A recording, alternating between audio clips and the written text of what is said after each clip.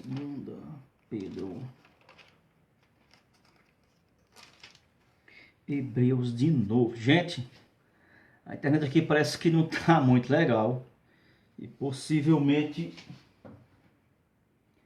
vamos aqui tentar de novo, ok? Porque se ela ficar caindo aqui, aí os irmãos já me conhecem, sabe? Eu não gosto muito de ficar vai e volta. E atrapalha, certo? Na verdade isso aqui atrapalha.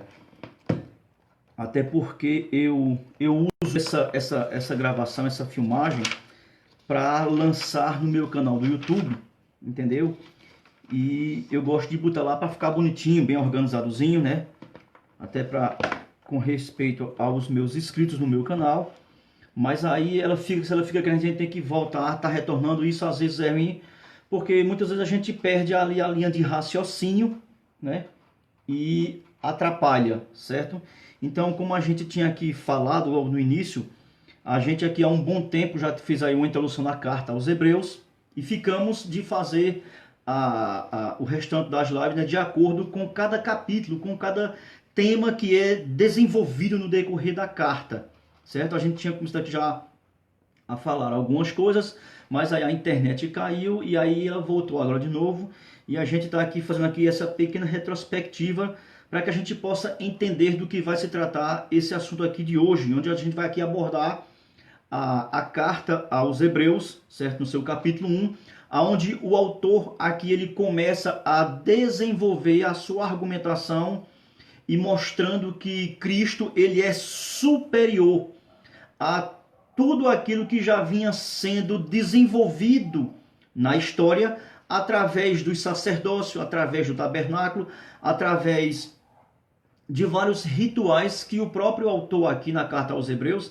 ele coloca como sombras, né, das coisas futuras que viriam e que Cristo era a realidade final de Deus. Então ele utiliza toda essa argumentação aqui para mostrar que Cristo ele está superior a todas as outras coisas que elas vinham sendo reveladas, elas vinham sendo desenvolvidas. A gente sabe que a revelação de Deus ela é de forma progressiva, ok? Então aqui o autor ele começa a desenvolver a sua teologia, a sua argumentação para aqueles judeus que tinham se convertido ao cristianismo, porém que ainda não tinham obtido um certo nível de conhecimento com relação a Cristo. Eles ainda estavam muito apegados a ritos judaicos, e isso aí com o tempo e foi sendo tirado da mente daqueles primeiros cristãos que tinham suas raízes ainda fundamentadas, muitos deles ainda nas questões judaicas. E aqui no capítulo 1, onde o autor aqui ele apresenta a revelação de Deus na pessoa de Cristo, mostrando aqui atributos de Cristo que estão ligados à sua divindade. Ele mostra aqui que Cristo, na verdade, é a revelação final de Deus para o seu povo.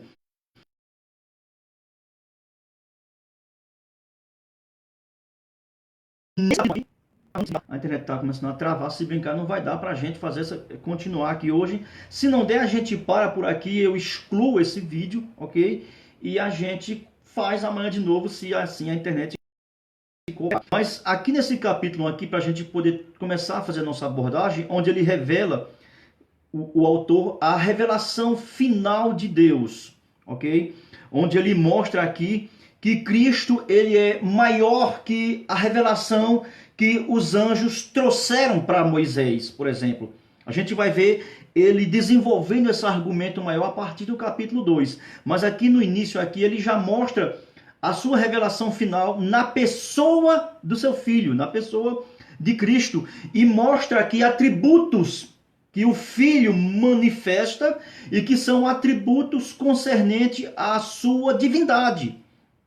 E um deles aqui está aqui ligado no atributo da criação. Então, para que a gente possa aqui ter uma inicialização, vamos aqui ler. A gente vai ler a carta aos Hebreus, não, claro, a carta toda, mas a partir de que nós formos aqui fazendo a nossa exposição, nós vamos lendo os versículos, porque o capítulo 1 aqui, ele ele contém 14 versículos, ok? Eu vou usar aqui a minha versão tradicional de sempre, que é a versão atualizada. E a carta aos Hebreus, o escritor começa nos dizendo o seguinte: ele começa a mostrar as várias formas de Deus se comunicar com o seu povo e ao mesmo tempo trazendo a sua revelação final. Quando você tem essa perspectiva na leitura da carta, você começa a entender aquilo que Paulo também escreveu aos Efésios, né, dizendo que Deus ele tem a sua multiforme graça, ou seja, as maneiras de Deus agir em prol do seu povo.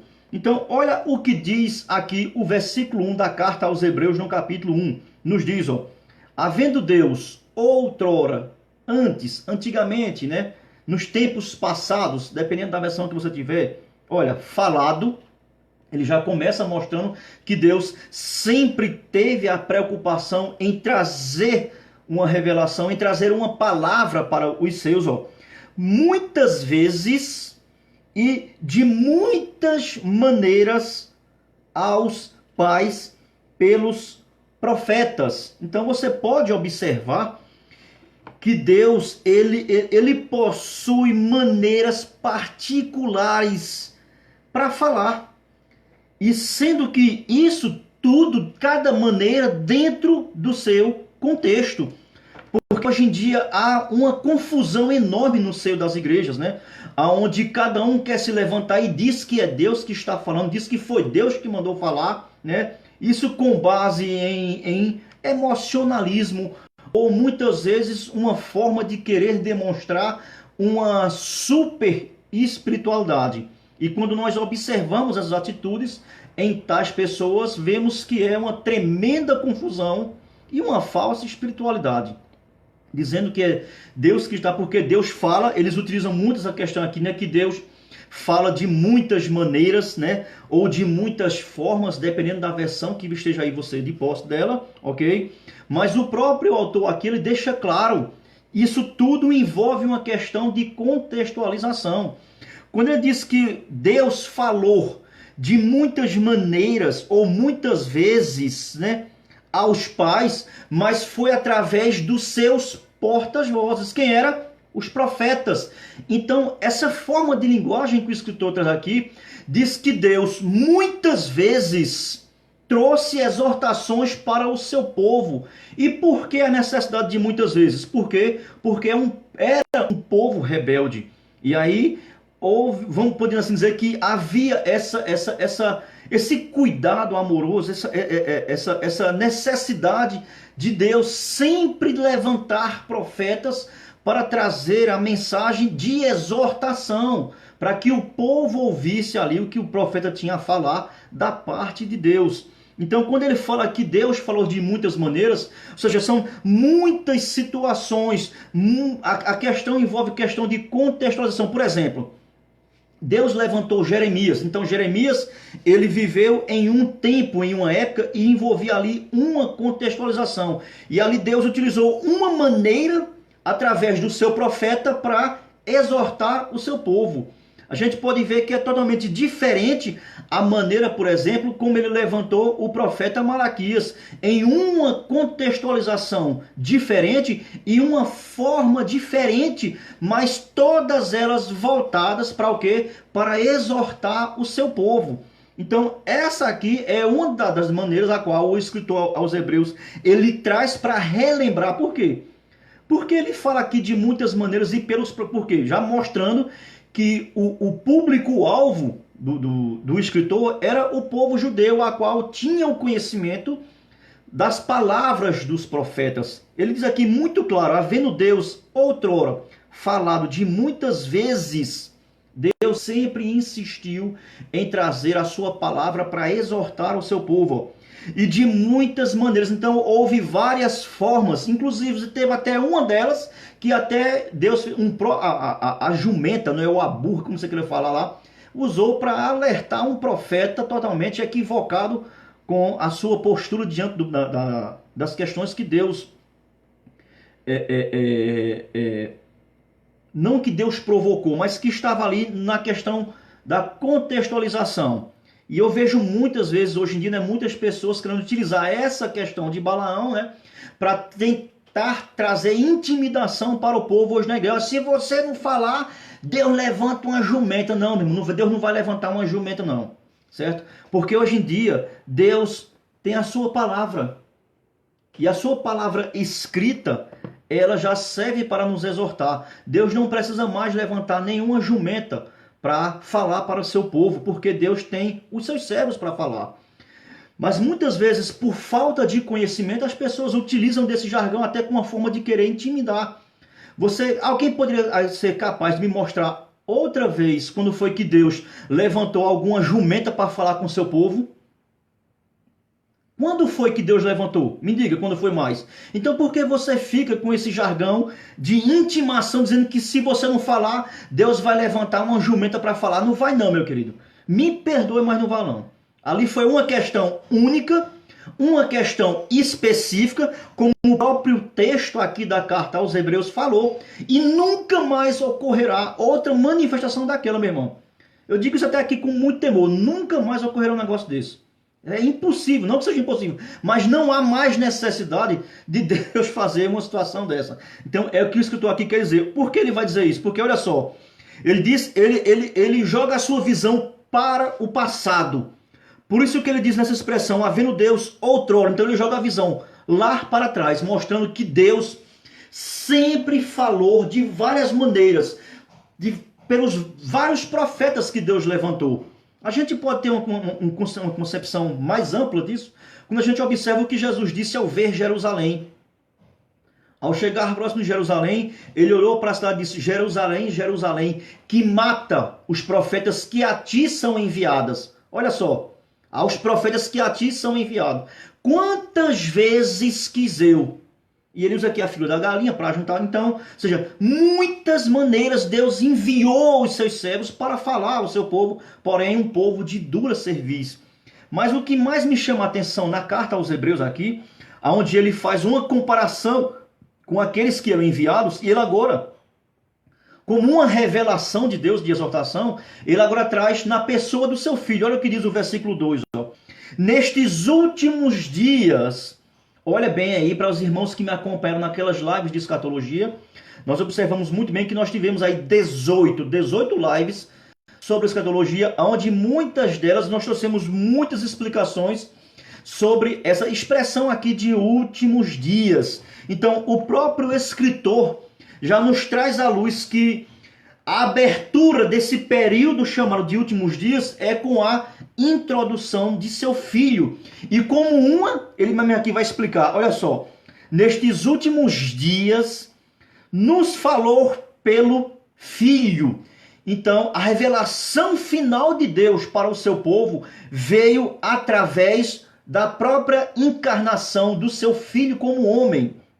Olha, ele fala só, olha, a quem constituiu herdeiro, olha só, de todas as coisas, já mostrando que a superioridade de Cristo com relação às outras revelações que Deus tinha falado através dos seus profetas, a qual nenhum deles era constituído como herdeiro.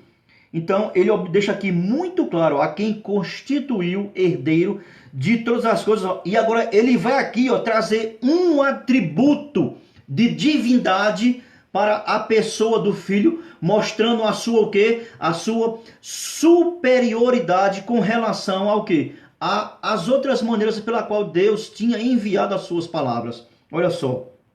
Aí no verso 2 ele diz, ó, pelo qual também fez o universo. Vemos aqui o próprio escritor atribuindo ao filho, como uma revelação final, um atributo que pertence ao pai, que é o atributo de criador.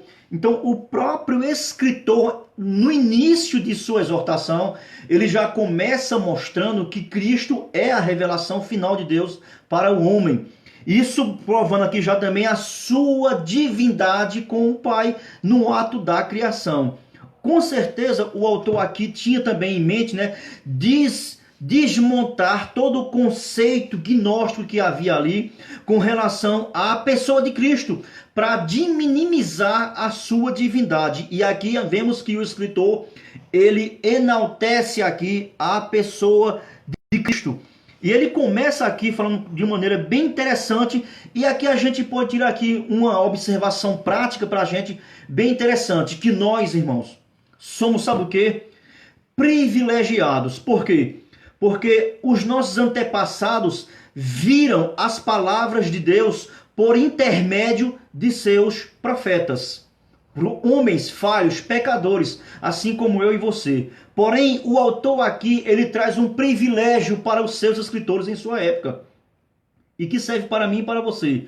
É que na época agora atual, a revelação de Deus não é mais por intermédio de pessoas e profetas, mas sim pelo seu próprio Filho. Então nós temos aqui o privilégio de ouvir a revelação de Deus diretamente de seu próprio Filho, de Jesus Cristo.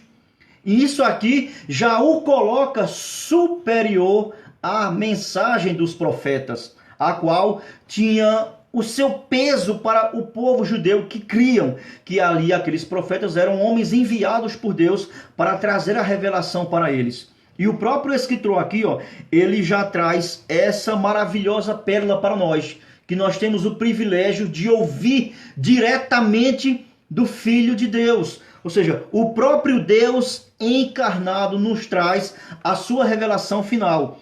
E o que eu acho aqui interessante, ele agora começa a trabalhar a superioridade de Cristo com relação às revelações e às maneiras que Deus trouxe para falar ao seu povo na velha aliança. Ele começa aqui a dizer, ele que é o resplendor da glória e a expressão exata do seu ser. Olha o que diz o versículo 3.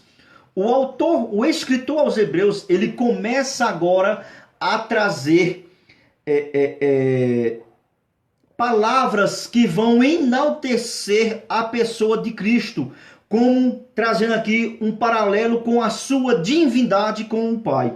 Então, o versículo 3 aqui, ele mostra a superioridade de Cristo com relação aos outros que trouxeram palavras de Deus, com relação a anjos, com relação a profetas. É isso tudo que ele está aqui trazendo no versículo 3. Olha o que diz o versículo 3 do capítulo 1, a carta aos Hebreus.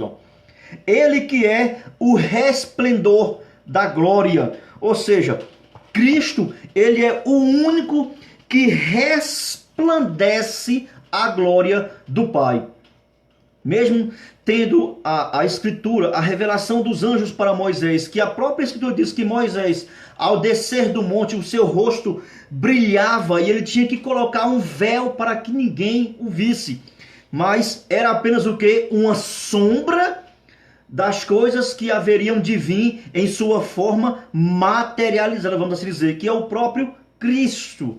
Então, o que o escritor quer nos dizer é o seguinte, que a pessoa de Cristo, ele em si, é a forma exata da divindade do Pai, a ponto de que em Cristo resplandece a glória do Pai. Olha o que ele vai dizer mais ainda no versículo 3. É preciosíssimo, Ele resplandece a glória e a expressão exata do seu ser. O que eu destaco aqui nesse verso 13 é a palavra expressão exata.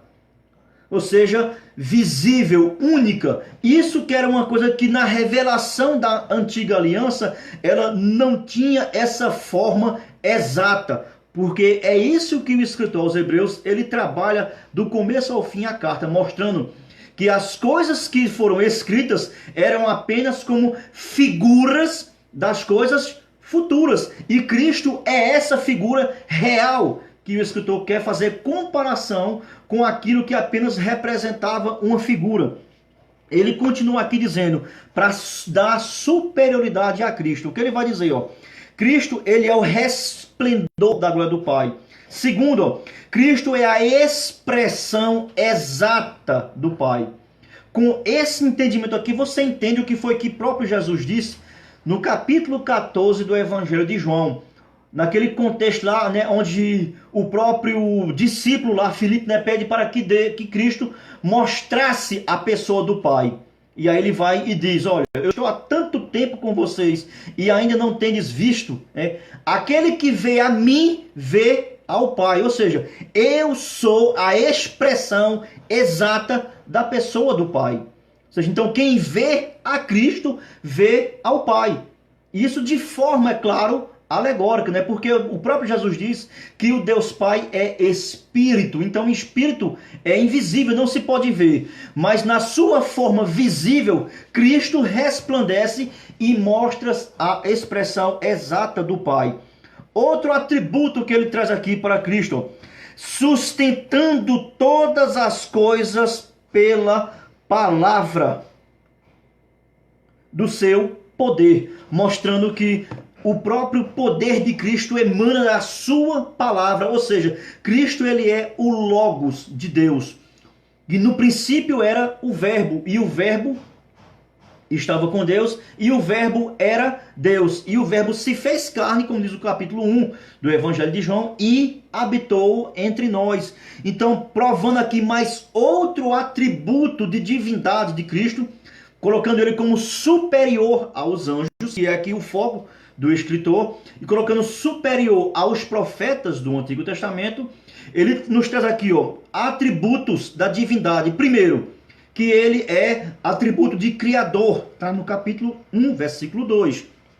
Vemos aqui que também ele mostra que Cristo ele é o resplendor na questão de glória, de luz, a luz verdadeira, como está lá no Evangelho de João, no capítulo 1. Ele agora nos traz que Cristo ele é a forma exata, ou seja, a forma final da revelação de Deus na pessoa física de Cristo. E ele agora vai aqui nos dizer que o próprio Cristo ele é o sustentador, mostrando o quê? Outro atributo divino de Cristo, como o quê? Como aquele que detém todo o poder. É impressionante como o escritor aqui aos Hebreus, ele enaltece a pessoa de Cristo, apenas nesse primeiro aqui, na introdução da sua carta.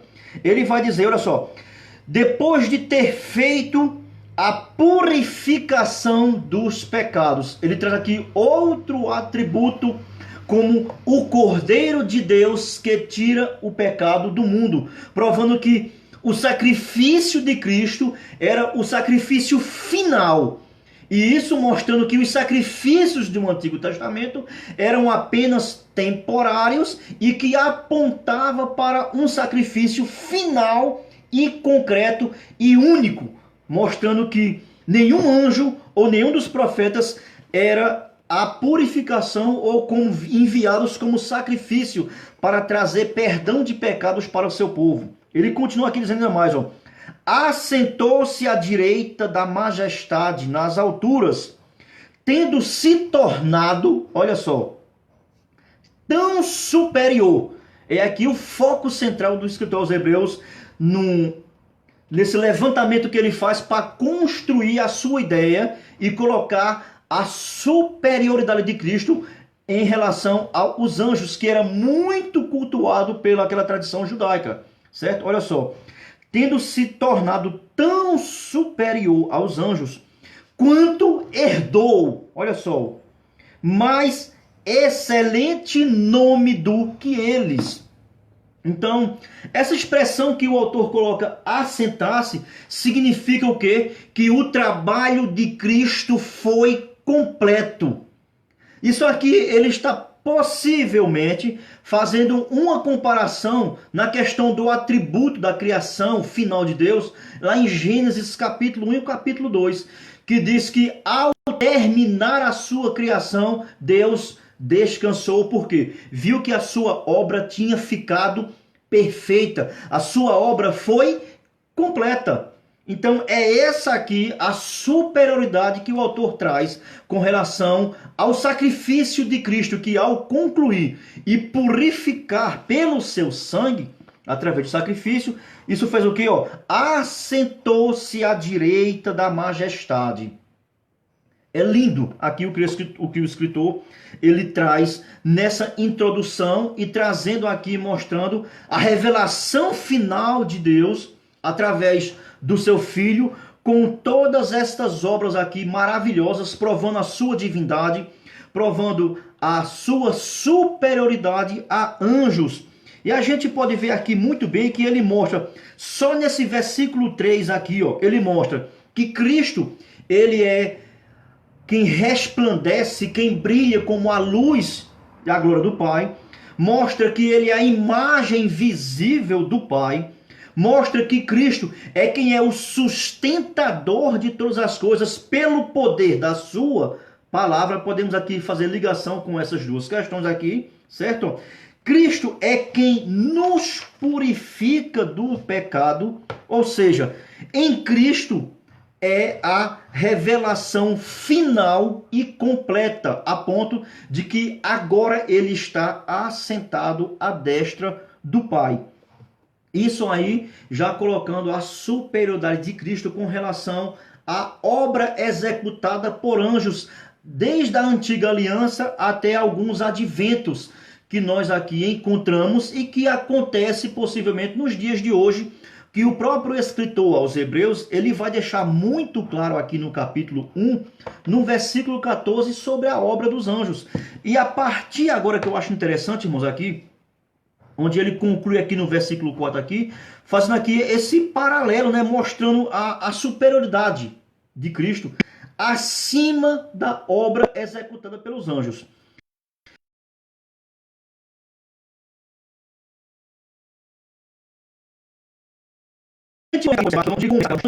Na antiga aliança. Se você observar claramente, o escritor aqui aos Hebreus, como nós frisamos claramente lá na introdução, ele é um cara muito experiente na comparação com as figuras e com todos os rituais ou escritos que estão no Antigo Testamento, mostrando como figuras. Então, ó, só aqui nesse capítulo 1 aqui da carta aos Hebreus, ele vai fazer aqui, ó, uso de aproximadamente entre 4 a 5 passagens do Antigo Testamento para comprovar que tudo aquilo que o Antigo Testamento já prenunciava, elas apontavam para a obra final de Cristo.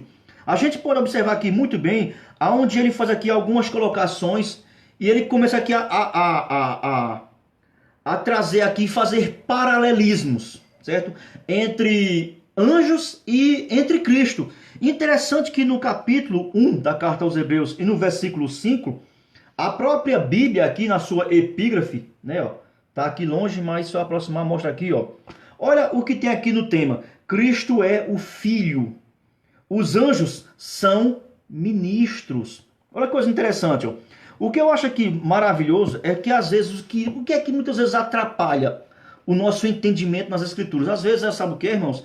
É a forma do português que está aqui utilizado. Que muitas vezes, quando você não tem uma certa compreensão, ela parece dificultar um pouco o entendimento. Porque, ó, vamos ler corretamente como está aqui escrito na Bíblia. Olha o que diz o versículo 5. Ó. Pois, ó, a qual dos anjos diz mais? 2 pontos.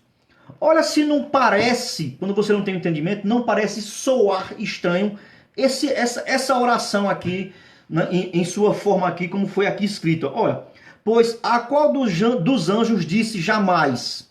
Como assim? Já disse já. Não fica estranha essa linguagem? Aí ele vai dizer, ó, tu és meu filho, eu hoje te gerei. Essa pergunta.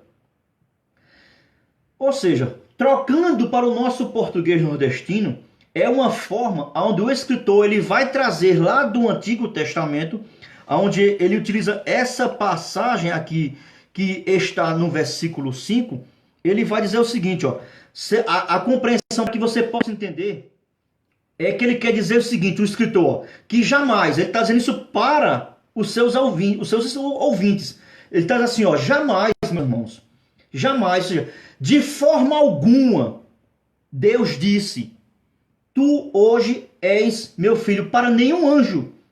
É essa aqui a questão que o autor aqui está colocando.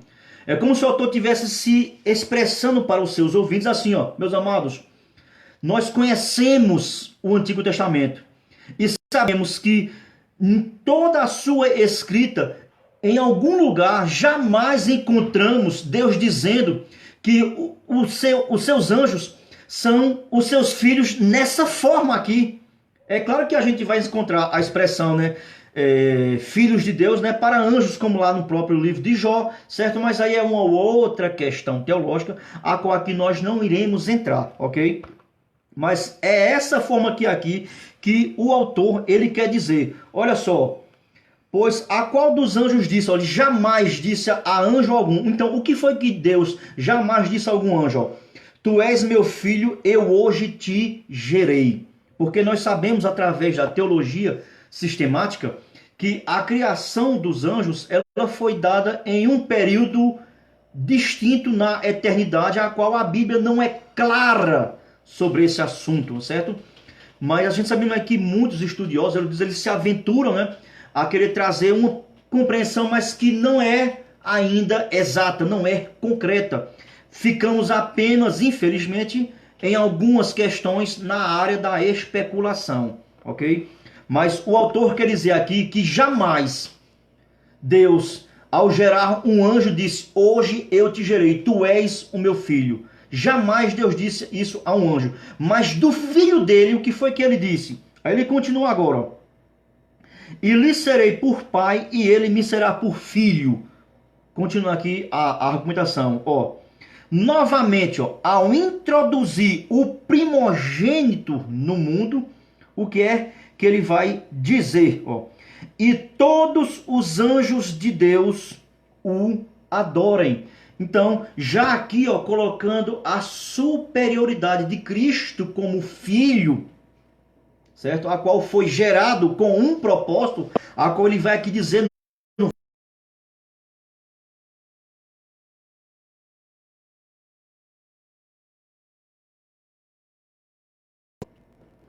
tá travando, aí fica ruim que corta a nossa linha aqui de pensamento, certo?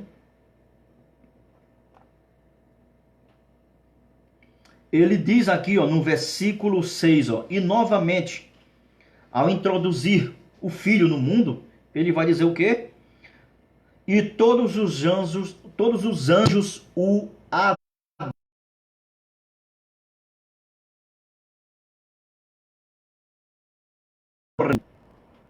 Tá travando direto, tá entendendo aqui, tá horrível. E olha que eu tô aqui, bem aqui, pertinho aqui do roteador, mas infelizmente acontece esses imprevistos, ok?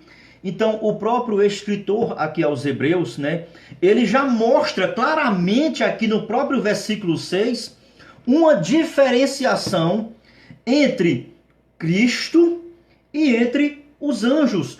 E nesse próprio versículo 6 da carta aos Hebreus do capítulo 1, ele já aqui, ó, nos traz aqui uma das funções dos, que é o quê? Olha só, e todos os anjos o adorem.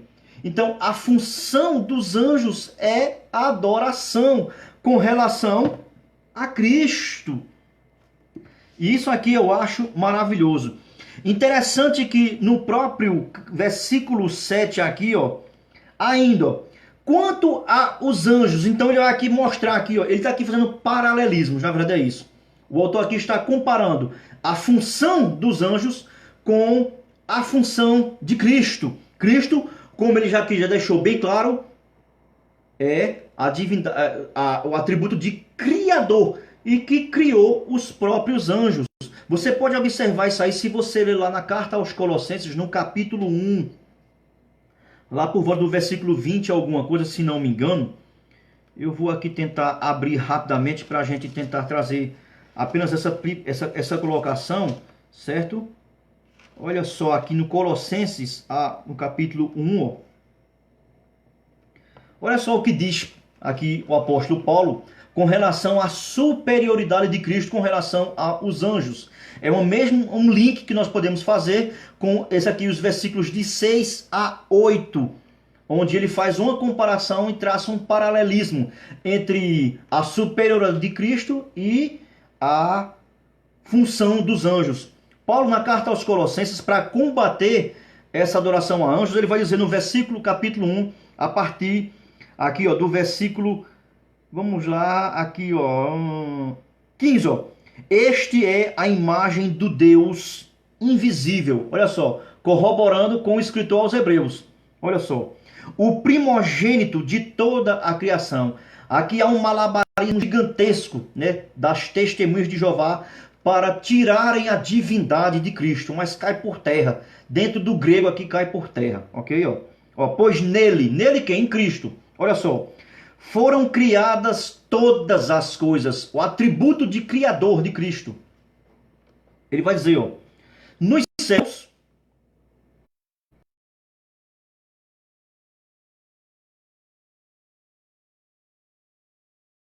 isso, nos céus, é atributo de criação, que Deus, Cristo criou todas as coisas que estão nos céus.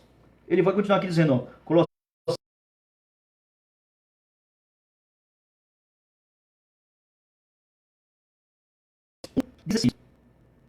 falando direto, gente, certo?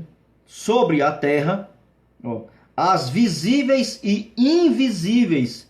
Essa expressão aqui invisível se refere ao quê? Aos anjos, certo? Aos seres, né, espirituais que não são visíveis. Aí ele vai dizer aqui, ó, sejam tronos, sejam soberanias, sejam principados, quer potestades, tudo foi criado por meio dele e para ele. Então, como foi criado para ele, então essa é a função dos anjos, de o adorarem. Por isso aqui que ele faz essa comparação aqui, ó. A gente pode ler aqui, por exemplo, no Salmo 104. Olha o que está escrito no Salmo 104 para trazermos aqui um paralelismo. E que justamente é daqui que o autor, certo? É daqui que o autor está tirando essa ideia, certo? Olha o que diz o Salmo 104, versículo 4. Ó. Faze a teus anjos ventos e a teus ministros labaredas de fogo. Então você pode ver aqui muito bem, né, onde há uma diferenciação enorme sobre os anjos e sobre Cristo, que é superior aos anjos. Olha o que diz agora aqui o versículo 7. Ó.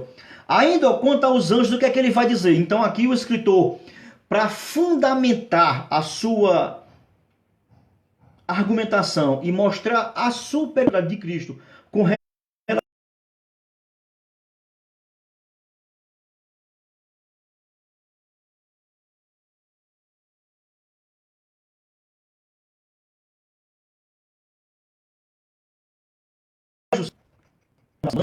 ele vai fazer uso aqui do Antigo Testamento. Olha o que ele vai dizer no versículo 7. Ó. Aquele que a seus anjos faz ventos. Então, o próprio autor está citando o Antigo Testamento para mostrar a inferioridade. Por mais que os anjos tenham sua grandeza, o seu esplendor, a Cristo, em relação a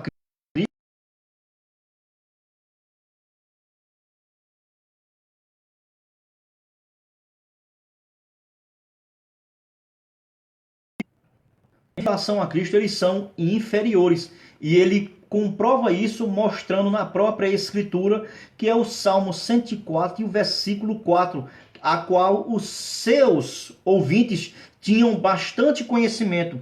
Ele continua aqui dizendo no versículo 8. Ele aqui vai trazer aqui algumas comparações em relação aos anjos e a Cristo, a sua superioridade. Olha o que ele diz agora no versículo 8. Mas acerca do Filho, ou seja, ele faz aqui comparações. O que foi que o próprio Deus disse, né? Comparação à criação dos anjos. Qual eram os seus artifícios, os seus atributos, né? Os seus ofícios, a verdade é essa. Qual eram os ofícios para os anjos? Para o adorarem, para os servirem. Mas ao introduzir o Filho agora no mundo, versículo 8, que ele vai dizer, ó. Mas acerca do Filho, essa expressão mais é uma comparação entre os personagens aqui. Ele vai dizer agora, ó, o teu trono, ó Deus. O teu trono, ó Deus. Tá travando direto, né, gente? Olha só. é para todo o sempre. E em outro trecho do Antigo Testamento ele vai dizer, ó, cetro de equidade é o cetro do seu reino. Amaste a justiça e odiaste a iniquidade. Ó. Então, por isso, ou seja, ó, Deus, ó, o teu Deus te ungiu com o óleo de alegria, como a nenhum dos teus companheiros. Ou seja, o próprio autor aqui aos Hebreus, ele está aqui fazendo uma comparação e mostrando a superioridade de Cristo. Anjos como servos. Quando ele fala aqui de trono, de majestade, com certeza ele está falando de quê? De rei. Então, os anjos são o quê? São servos, enquanto que Cristo é o quê? É a majestade, ou seja, ele é o rei. Em outras palavras, Cristo é o dom dos anjos, minha gente. E ele aqui, ó, para comprovar isso aqui, ele utiliza a passagem que está lá no Salmo 45. Se você for lá conferir o Salmo 45, você vai ver lá aqui onde o próprio Davi, ao recitar, né, ele faz essa colocação aqui para ele, mas que tem uma aplicação para a pessoa de Cristo. Ou seja, então é um salmo messiânico, né, e que tem uma dupla referência, tanto a pessoa de Davi, como foi escolhido ali para ser o rei de Israel, mas também ali como a figura de Cristo, né, o rei. Ele ainda vai dizer aqui no versículo 10 ainda, olha só, ainda, no versículo 10, ó, ainda, agora, ele vai aqui mostrar outros atributos que estão ligados à figura de Cristo, superior aos anjos, que ainda estão relacionados como Criador e Eterno. Olha o que ele vai dizer, ó, no princípio, Senhor, lançaste os fundamentos da terra. Isso mostrando o quê? Está aqui falando sobre o quê? O atributo de eternidade. A pessoa de Cristo. Esse no princípio se refere o quê? Ao princípio da criação, ou até mesmo a um período que antecede a própria criação, que a Bíblia chama de período da eternidade. Então aqui já está atribuindo outra divindade aqui a Cristo como seu atributo de eterno, ou seja, ele já existia na eternidade. Olha só, os céus são obra das tuas mãos. Olha a que nível ele eleva aqui, ó, a pessoa de Cristo. Olha só, eles perecerão, tu, porém, ó, permaneces. Todos eles envelhecerão,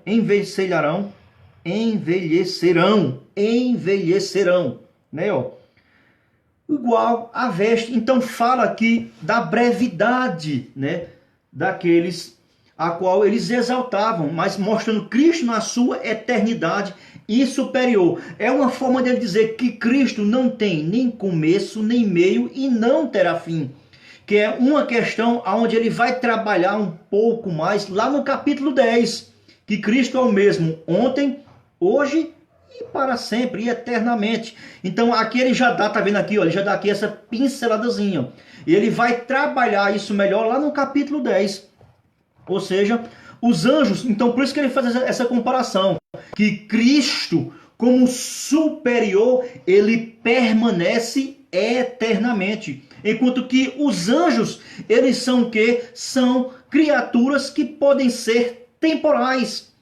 Eles estão para fazer uso, para trabalharem como ofício de serviçais e que são temporais. E ele agrega isso mais aqui, completando essa linha de pensamento, aqui, ó, no versículo 12, olha o que ele vai dizer, ó.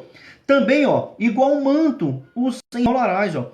E como vestes serão, ó, igualmente mudados. Tu, porém, olha só agora, ele apontando para Cristo aqui, ó. Tu, porém, e ele tira essas colocações aqui, tudo do Antigo Testamento. Olha o que ele vai dizer, ó. Tu, porém, és o mesmo, olha só, atributo de eternidade, a divindade igual com o Pai. Coisas que os anjos não têm. Fala aqui, né, da seu atributo de imortalidade. Coisas que os anjos não são imortais. Olha só. E os teus anos jamais terão fim. Olha a comparação. Aí ele fala por quê? Porque jamais terá fim. Porque ele vai dizer no versículo 13, olha só. Ora, a qual dos anjos disse? Ou seja, então Deus, na sua eternidade, na sua criação, ele nunca disse isso, mostrando esse atributo de eternidade a anjo nenhum. Olha só. Assenta-te à minha direita. Ou seja, ele nunca deu atributo, né, de autoridade como final, como rei, por assim dizer. Majestade a anjo algum. Olha só. Até que eu ponha os teus inimigos por estrado de teus pés. Ou seja, ele fez uso aqui do Salmo 110. Se eu não me engano, parece que é o versículo 1. Ok? Então, a nenhum anjo Deus prometeu um trono de glória para assentar-se. A nenhum anjo, você não consegue encontrar nenhum anjo sentado em trono de glória. Que é o que ele falou aqui, ó, no próprio versículo 3, no finalzinho. Assentou-se à direita da majestade nas alturas. Ou seja, enaltecendo a pessoa de Cristo superior a anjos. Como que? Como rei, como majestade, como o próprio Deus visível, enquanto que os anjos apenas seus serviçais que estão para trabalhar a favor de quem, meus amados? Daqueles que vão herdar a salvação. É o que ele conclui aqui, ó, no versículo 14, para encerrar o capítulo 1 hoje em Hebreus. Olha, vai dizer, ó, não são todos eles espíritos ministradores? Olha qual é a função dos anjos nessa contextualização aqui, ó, de ministrar, de que não no sentido de trazer uma palavra de revelação. Não é isso que ele quer aqui dizer, ok? Por quê? Porque a revelação final de Deus é o quê? Não é os anjos, mas sim a sua palavra. Tem que ter muito cuidado com o emprego e a interpretação desse versículo aqui, 14, de ministrar aqui, não de trazer palavras, mas de trabalhar a favor, certo? Ministros aqui, ou seja, a palavra aqui para ministros aqui é a mesma palavra para servo, certo? É a mesma palavra para servo. Então, ou seja, anjos são servos que trabalham a favor da majestade que é quem? Cristo, que está assentado à destra do Pai. Os anjos não estão, ó, enviados, olha só, para o quê? Para serviço. Então, os anjos são enviados para servir. Servir a quem? A todos aqueles que hão de herdar a salvação. Então, os anjos, no mundo espiritual, eles trabalham em favor de quem? Dos servos de Deus. Em seus cuidados, não para trazer milagre ou para trazer revelações, que é o que a gente tem visto hoje em dia aí em muitas igrejolas de garagem, né? Eu já vi já muitos testemunhos em muitos ministérios, não sei se eu posso chamar isso de ministério, certo? Eu estou dizendo isso aqui com bastante temor, onde tem igrejas que tem cadeira que é para o anjo sentar. Anjo é um ser espiritual, ele não tem a forma física palpável como eu e você tem. Então como é que ele vai se sentar numa cadeira? Acorde, pelo amor de Deus, deixe desse seu misticismo. Eu tenho que de vez em quando aqui, de vez em quando dar essa lapadazinha boa. Porque eu vejo, já estou vendo uma, você não está vendo uma, você pode estar vendo um demônio. Porque você tem que, tenha muito cuidado, pelo amor de Deus, viu? Quando você fica dizendo que está vendo um anjo, você está esquecendo de uma coisa, viu? Que o diabo, quando foi expulso lá, ele arrastou, o diabo, quando foi expulso lá, ele arrastou uma terça parte dos anjos. Cuidado, que esse anjo que você pode estar vendo, pode ter sido um desses aí que o diabo arrastou, viu? E você está aí...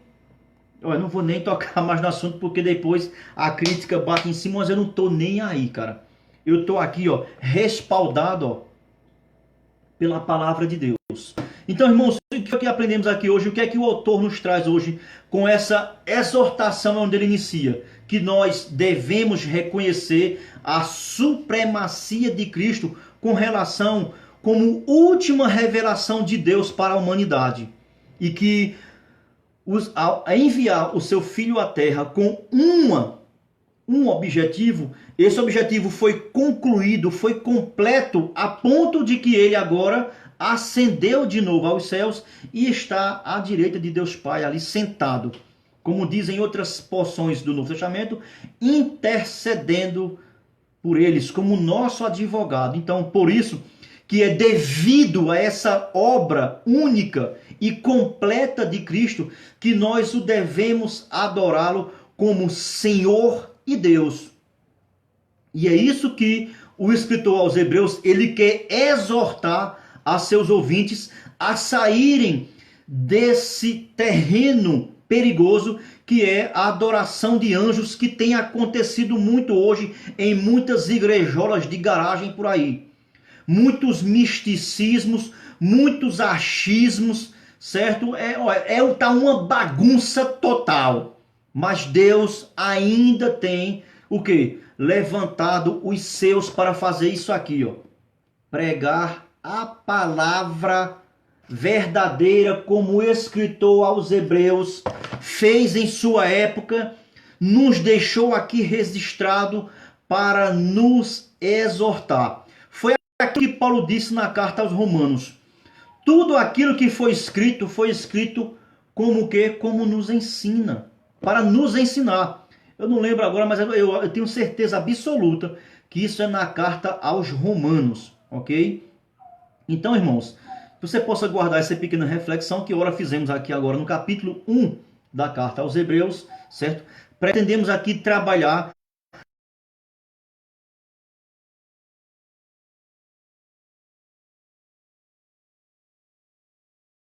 esse assunto.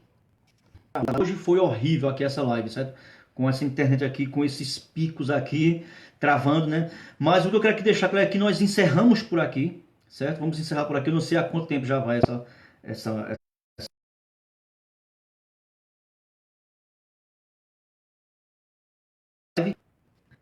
Então, como objetivo central, certo? Dar aqui início a esse pequeno aqui estudo panorâmico da carta aos Hebreus, né? E como eu falei na nossa introdução, nosso alvo aqui central não é esboçar toda a carta aos Hebreus, até porque eu não tenho bagagem para extrair tanta coisa aqui, mas a gente pode trazer coisas que talvez você, na sua corrida cristã, como o escritor aos Hebreus vai trabalhar lá no capítulo 12 da carta, né? Que nós estamos em uma Olimpíada, né, em uma corrida, onde se faz necessário continuarmos progredindo sempre adiante, à frente, né, para que não nos embaracemos com coisas que têm tentado atrapalhar a nossa corrida cristã.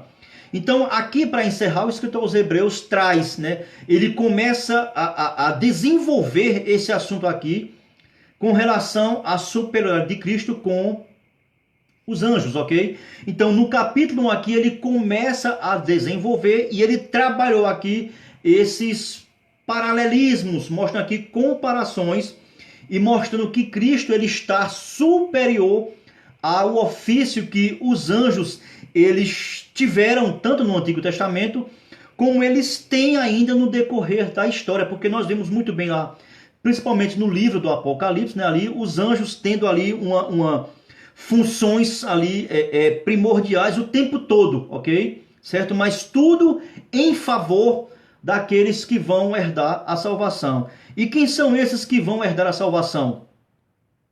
Segundo a posição calvinista, são os eleitos. Segundo a posição bíblica, são todos aqueles que creem no Filho de Deus e permanecem crendo, ok? É essa a situação, a interpretação do grego, lá em João 3,16. Todo aquele que crê. O sentido da palavra no original lá, ela não é aquele que crê e pronto, eu já criei, pronto, agora está valendo. Não é isso. É aquele que crê lá no seu início e continua crendo. E continua crendo. São esses aí, ó, que continuam crendo, que vão herdar a salvação, certo? É isso que a Bíblia traz. Então, cuidado muitas vezes aí com muitas interpretações calvinistas, certo? Muitas, inclusive essa carta aqui aos Hebreus, eu vou ter que falar sem medo algum, irmãos. Essa carta aos Hebreus, você a lendo com todo o cuidado, com toda a sinceridade do seu coração, doa a quem doer. A própria carta em si aos Hebreus, ela já desmonta todo o conceito soteriológico calvinista, que é uma ciência filosófica. Não adianta, meu irmão, você achar ruim devido à minha colocação aqui, mas eu fico com a palavra, certo? Não estou aqui tratando nada de questão de arminianismo. Pode tirar seu cavalinho da chuva. Nós estamos aqui falando da palavra de Deus, certo? É a palavra de Deus. Que eu sei que há muita falácia com relação a essa questão. Eu sei que no finalzinho aqui eu posso estar aqui pendendo para um lado que está fugindo aqui, mas eu tinha que dizer, isso aqui era para me ter dito desde o começo, eu esqueci, tá ok? Então, irmão, a carta aos Hebreus, na sua íntegra, com sinceridade, ela desmonta de começo ao final toda soteriologia calvinista, ok? Não adianta você depois querer fazer comentário, não adianta, meu irmão. Venha com a Bíblia, certo? Venha com a Bíblia. Porque, infelizmente, né, muitos amigos meus aí calvinistas, eles creem mais no que Calvino diz, ou qualquer teólogo, do que o que a Bíblia diz. Para eles, infelizmente, a palavra final é de Calvino. Para mim, a palavra final, mesmo eu tendo minhas fundamentações na teologia arminiana, mas para mim, a palavra final é aqui. A palavra final, para mim, na minha vida, é da palavra de Deus. Apesar de me identificar como arminiano, ok? Mas para mim, a palavra final não vem dos grandes homens, né, dos grandes intelectos que hoje em dia nos é da palavra de Deus, ok? Qualquer dúvida, compre um dicionário grego e vá buscar o que significa as palavras aqui no grego, ok? Isso é importante. Irmão, que Deus abençoe todos vocês. Irmãos calvinistas, não se chateiem, mas infelizmente aqui na carta aos Hebreus eu vou dá muitas agulhadas em voz, ok? Mas não se chateie, ok? Eu peço a você que você vá estudar, leia, faça como eu, seja curioso, vai estudar. Certo? Agora, vai estudar é a Bíblia.